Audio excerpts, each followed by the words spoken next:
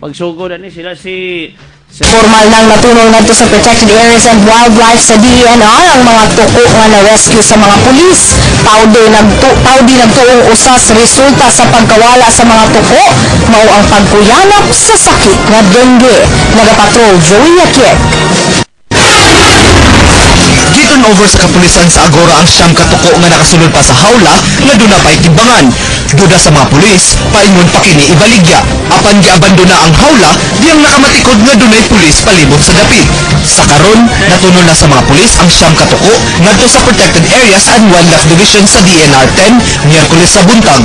Pagkakot na nawagan sa mga publiko, labi na ito mga likay na kami nga pamaligya sa tuko, ginabawal sa itong sa gobyerno, particularly sa DNR, considering that these animals are considered threatened. Sumala sa Paudi, miyaging semana lang, dunay 5 pa katuko ang giturn over kanila. Nag-unang rason sa gidungog nga pagmahal sa palit sa mga tuko, ang giingong medicinal benefit na makuha sa parte sa lawas sa tuko. Grabe na sakit sama sa cancer, sa AIDS, o sa kalyas.